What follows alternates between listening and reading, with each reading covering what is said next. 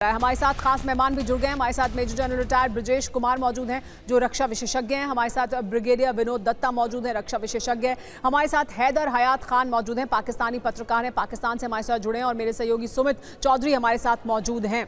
लेकिन सबसे पहले हैदर हयात खान पाकिस्तान से हमारे साथ जुड़े हैं। हैदर हयात, रशियन मीडिया ये दावा कर रहा है, ये लगातार कहा जा रहा है कि पाकिस्तान में इस वक्त बैठकों का दौर जारी है। दरअसल पाकिस्तान को इस बात का अंदाजा है कि कुछ बड़ा होने वाला है पाकिस्तान के खिलाफ एक्शन।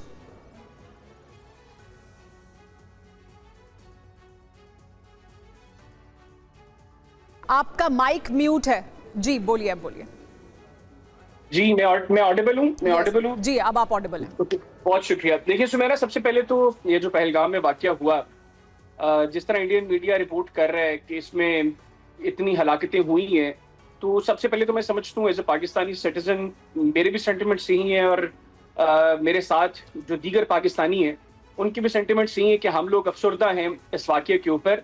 और जब मासूम लोगों की जाने दुनिया के किसी भी कोने में जाएं उस पर हमें अफसोस होता है। और इस वाकये के ऊपर भी स्पेसिफिकली मैं सबसे पहले यही कहूँगा कि मेरी तरफ से कंडोलेंस। सेकेंडली, दुनिया में कहीं पे भी इस तरह का वाकया हो, उसके ऊपर मेरा ख्याल है कि जो भी शख्स इंसानियत के लिए दर्द दिल रखता है वो उसके ऊपर अफसरदा होता है। वो गजा में इसराइली जारहियत हो, वो पहलगाम का ये वाकया हो, या जिस तरह चंद रोज कबल बलूचिस्तान में जाफर एक्सप्रेस के ऊपर इंडियन बैक्ड BLA ने जो अटैक किया जिसमें मासूम लोगों की जाने गई, अब उस पर भी जो है वो हमें काफी अफसोस है। अब हम देख रहे हैं कि जिस वक्त ये वाकया हुआ, इनफैक्ट अभी शायद वहां पर फायरिंग जारी थी, तो उसी वक्त इंडियन मीडिया को पता लग गया कि ये इसके पीछे पाकिस्तान है और साथ ही पाकिस्तान के ऊपर अटैक्स जो है वो शुरू हो गए। और ये पुरानी आदत है आप लोगों की, इसमें हमें कोई हमारे लिए कोई नई चीज या अचंभे की चीज नहीं थी, हम पहले से एक्सपेक्ट कर रहे थे। हाँ, मुझे सुमेरा, देखिए सुमेरा, मुझे 2 मिनट दे, उसके बाद मुझे पता है कि आप लोगों ने जब गुफ्तगू करनी फिर आप लोगों ने मुझे बोलने नहीं देना। मुझे सिर्फ 2 बोलने का मिनट पूरा मौका मिलेगा, लेकिन जो आप कहेंगे उस पर सवाल भी होगा। आप मुझे मौका दें, मैं अपनी बात मुकम्मल कर लूं, आप काउंटर क्वेश्चंस करेंगे, मैं जरूर उसका जवाब दूंगा। देखिए, जिस वक्त ये वाकया हो रहा था अभी, उसी वक्त इंडियन मीडिया ने पाकिस्तान के ऊपर ब्लेम गेम का आगाज कर दिया। और मैं उसी वक्त सोच रहा था कि ऐसा क्या है कि इस तरह इस वक्त ये वाकया हुआ है, कहीं इंडिया में कोई इलेक्शन तो नहीं होने लगे, क्योंकि नॉर्मली इस तरह के वाकयात उस वक्त होते हैं पाकिस्तान में भी यही होता है। पाकिस्तान में भी ये सवाल पूछा जाता है। ठीक है सर, वापस आएंगे, आपसे सवाल भी होंगे, काउंटर सवाल भी होंगे। हमारे बाकी मेहमान भी मौजूद है, वो भी आपसे सवाल करेंगे। हम अगली खबर भी बता देते हैं पहले और फिर बात करेंगे। भारतीय नेवी ने पाकिस्तान को कड़ा संदेश दिया है। इस बीच जानकारी ये मिल रही है अरब सागर में पाकिस्तान को ये कड़ा संदेश दिया गया। भारतीय नेवी ने मिसाइल फायर की है। पाकिस्तान की एक्सरसाइज से पहले भारत का है ये कड़ा संदेश। INS सूरत से इस मिसाइल को फायर किया गया। तो देखिए ये तस्वीरें भी हैं, हम आपको दिखा रहे हैं। पाकिस्तानी एक्सरसाइज से पहले भारत का ये कड़ा संदेश जिसमें INS सूरत से इस मिसाइल को फायर किया गया है।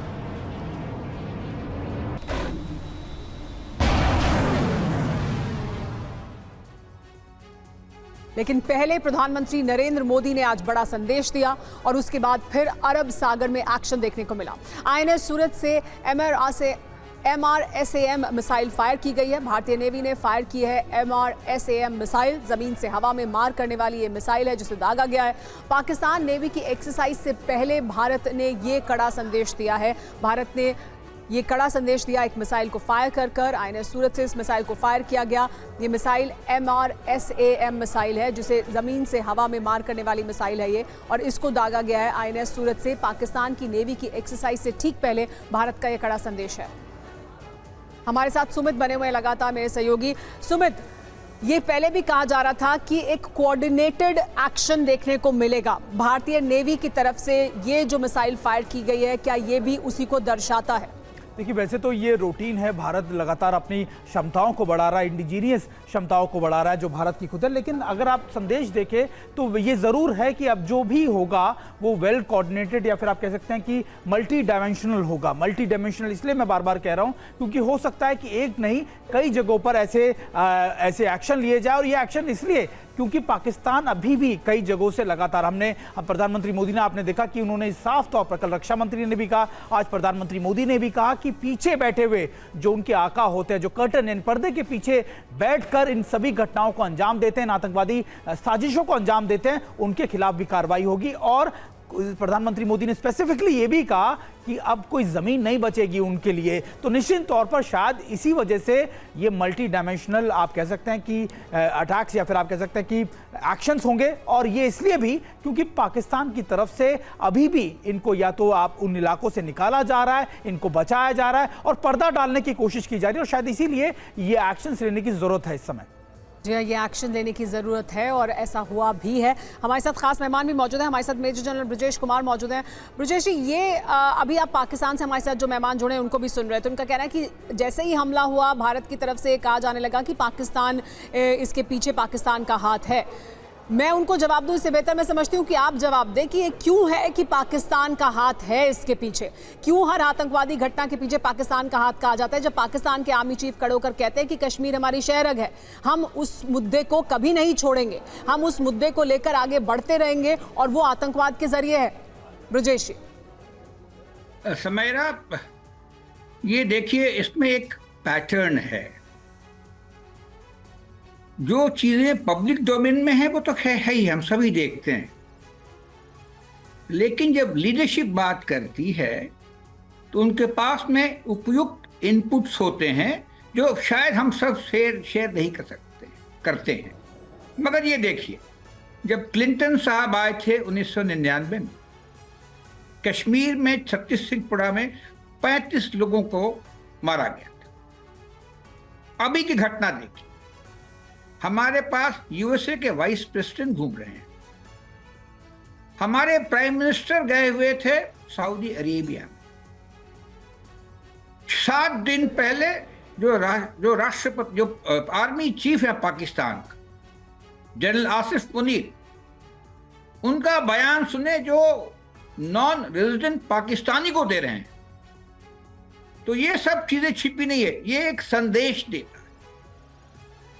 दूसरी बात जो कि ज्यादा आवश्यक है, जम्मू और कश्मीर के अंदर जो हालात रहे हैं, करीब 36 साल से इंसर्जेंसी चलती रही है। इंसर्जेंसी नहीं कहेंगे, ये कहूंगा ये एक प्रॉक्सी वॉर, एक ग्रे जोन वॉर जो पाकिस्तान हमारे साथ चलता आ रहा था। मगर पिछले 6-7 साल में वहां बहुत ही प्रगति हुई।